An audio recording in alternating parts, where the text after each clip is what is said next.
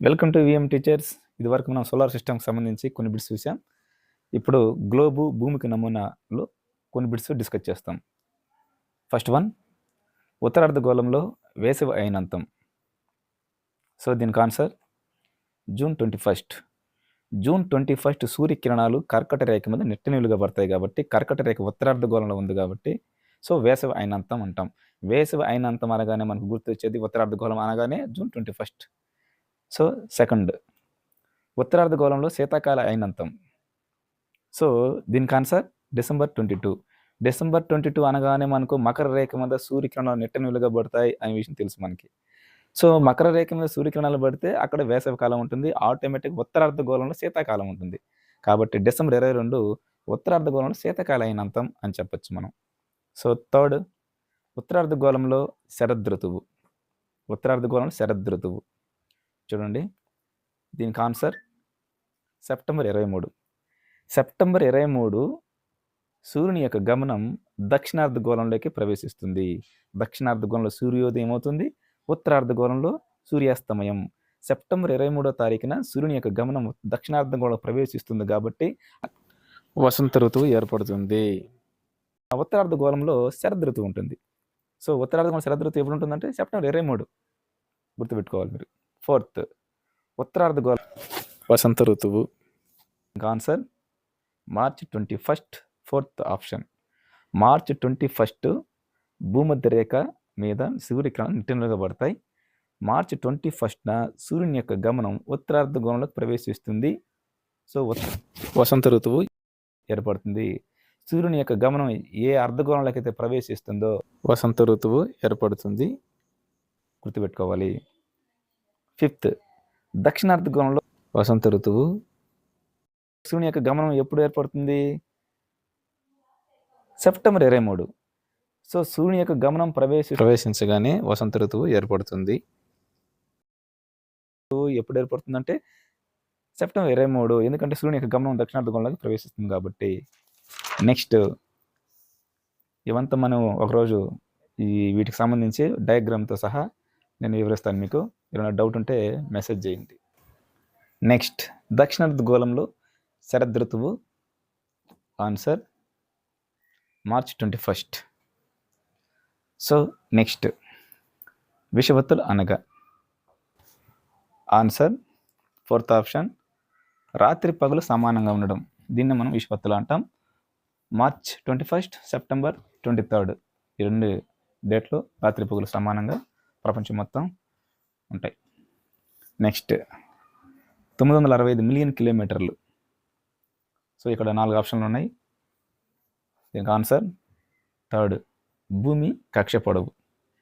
Next, క్రింది వానిలో సరి అయిన వాక్యం. సో ఇక్కడ 4 స్టేట్మెంట్లు ఉన్నాయి. Answer fourth one. 0 డిగ్రీల అక్షాంశం అక్షాంశాల్లోకెల్లా అతి పెద్దది. సో ఫస్ట్ ఆప్షన్ చూస్తే ఎందుకు రాంగ్ అయిందంటే భూమికి సూర్యునికి మధ్యలో చంద్రుడు వస్తే సూర్యగ్రహణం ఏర్పడుతుంది. అదే భూమికి చంద్రునికి మధ్యలో సూర్యుడు వస్తే చంద్రగ్రహణం ఏర్పడుతుంది.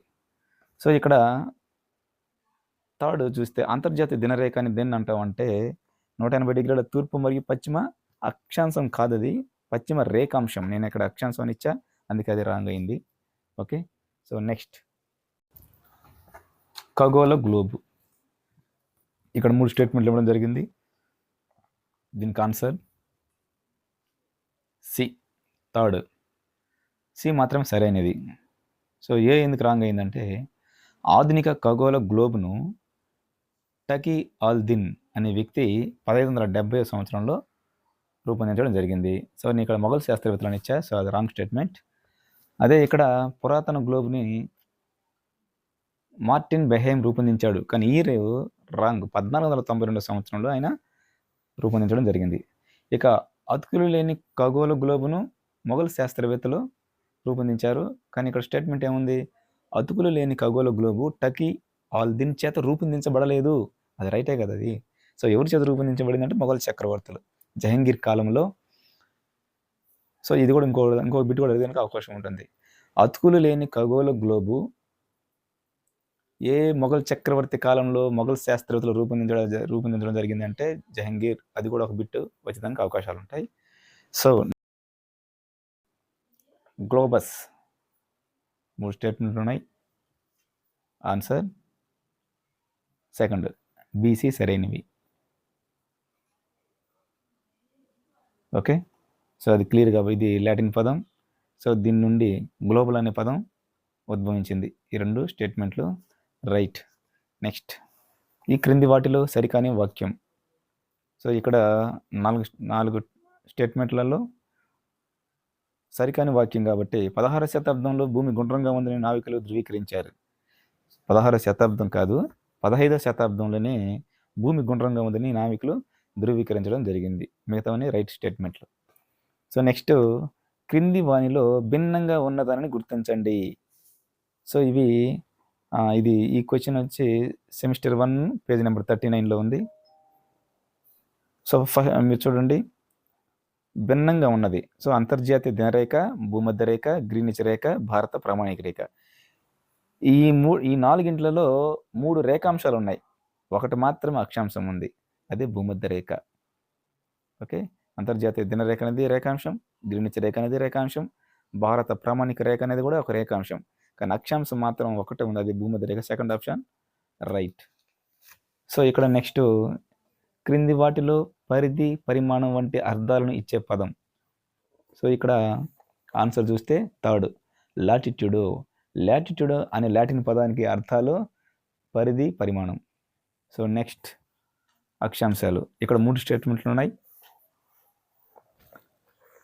థర్డ్, దీనికి ఆన్సర్ థర్డ్. సి మాత్రమే సరైనది కాదు. ఎందుకు కాదు అంటే అక్షాంశాలు మొత్తం 180 అని ఇచ్చా, కానీ అక్షాంశాలు మొత్తం 181. 0 డిగ్రీల అక్షాంశంతో కలిపి ఉత్తరార్ధగోళంలో 90 ఉంటాయి, దక్షిణార్ధగోళంలో 90 ఉంటాయి. 0 డిగ్రీల అక్షాంశం 1, అవి మొత్తం కలిపితే 181 అవుతాయి. సో రేఖాంశాలు. నెక్స్ట్, సో ఇక్కడ 3 స్టేట్మెంట్లు ఉన్నాయి. దీనికి ఆన్సర్ బీసీ సరైనవి. బీసీ సరైనవి అంటే బి అనేది, సి అనేది సరైనవి. ఏ ఎందుకు రాంగ్ అయింది అంటే ధ్రువాల వైపు, రేఖాంశాలు ధ్రువాల వైపు వెళ్ళే కొలది చిన్నవిగా ఉంటాయని ఇచ్చా, కానీ ధ్రువాల వైపు వెళ్ళే కొలది చిన్నవిగా మారేటివి వచ్చి బిందువులుగా మారిపోయేటివి అక్షాంశాలు. రేఖాంశాలు ఖండించుకుంటాయి.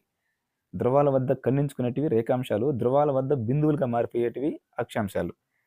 సో నెక్స్ట్, క్రింది వాటిలో సరికాని వాక్యం. ఇక్కడ థర్డ్ ఆప్షన్ లాంగిట్యూడో అనే లాటిన్ పదానికి నిడివి, పరిధి అనే అర్థాలు కలవు అని ఇచ్చాను. అది రాంగ్ స్టేట్మెంట్. ఎందుకంటే లాంగిట్యూడ్ అనే లాటిన్ వర్డ్కి నిడివి, వ్యవధి, పొడవు అనే అర్థాలు వస్తాయి. పరిధి అంటే లాటిట్యూడో అని అర్థం వస్తుంది, కాబట్టి అది రాంగ్ స్టేట్మెంట్ అయింది. సో ఇది పేజ్ నెంబర్ 39 కలదు, సెమిస్టర్ 1 6th క్లాస్. సో ఇక్కడ నెక్స్ట్, జూన్ 21. ఈ స్టేట్మెంట్లలో ఏ సరైనది కాదు. ఏ అనేది సరైనది కాదు. ఎలా కాదు అంటే కర్కట రేఖ మీద సూర్యకిరణాలు నిట్టినీలుగా పడడం వలన ఆ ప్రాంతాలు తక్కువ వేడిని గ్రహిస్తాయి అని ఇచ్చాను, కానీ ఆ ప్రాంతాలు ఎక్కువ వేడిని గ్రహిస్తాయి. సో అది రాంగ్ స్టేట్మెంట్. ఏ సరైనది కాదు. మిగతా రిమైనింగ్ 2 రైట్ స్టేట్మెంట్. సో ఇక్కడ నెక్స్ట్ క్వశ్చన్ చూస్తే డిసెంబర్ 22 ఏబిసి సరైనవి. 4th option right. ఉత్తర ధ్రువం సూర్యుని వైపు వాలి ఉండదు. డిసెంబర్ 22 అనగానే మనకు ఏం గుర్తు రావాలి అంటే మకర రేఖ మీద సూర్యకిరణాలు నిట్టినీలుగా పడతాయి. ఓకే, అప్పుడు దక్షిణ ధ్రువం సూర్యుని వైపు వాలి ఉంటుంది, ఉత్తర ధ్రువం సూర్యుని వైపు వాలి ఉండదు. సో అది రైట్ స్టేట్మెంట్. సో దక్షిణార్ధగోళం ఎక్కువ భాగం కాంతిని పొందుతుంది, ఎందుకంటే దక్షిణార్ధగోళంలో సూర్యకిరణాలు డైరెక్ట్గా పడతా ఉంటాయి కాబట్టి మకర రేఖ మీద. Right statement. ఉత్తర అర్ధగోళంలో రాత్రి నిడివి ఎక్కువగా ఉంటుంది, ఎందుకంటే సూర్యుని యొక్క గమనం దక్షిణార్ధగోళంలో ఉన్నప్పుడు పగలు ఎక్కువగా ఉంటుంది, రాత్రి తక్కువ ఉంటుంది. సో ఉత్తర అర్ధగోళంలో ఆపోజిట్, అక్కడ సూర్యుని గమనం ఉండదు కాబట్టి రాత్రి నిడివి ఎక్కువ, పగల నిడివి తక్కువ. సో 3 స్టేట్మెంట్లు right answer. So next, March 21 ఇక్కడ చూడండి, ఉత్తరార్ధగోళంలో వసంత ఋతువు, దక్షిణార్ధగోళంలో శరదృతువు. మార్చి 21 తారీఖున సూర్యుని యొక్క గమనం ఉత్తరార్ధగోళంలోకి ప్రవేశిస్తుంది. అప్పుడు అక్కడ వసంత ఋతువు ఏర్పడుతుంది, దక్షిణార్ధగోళంలో శరదృతువు ఏర్పడుతుంది.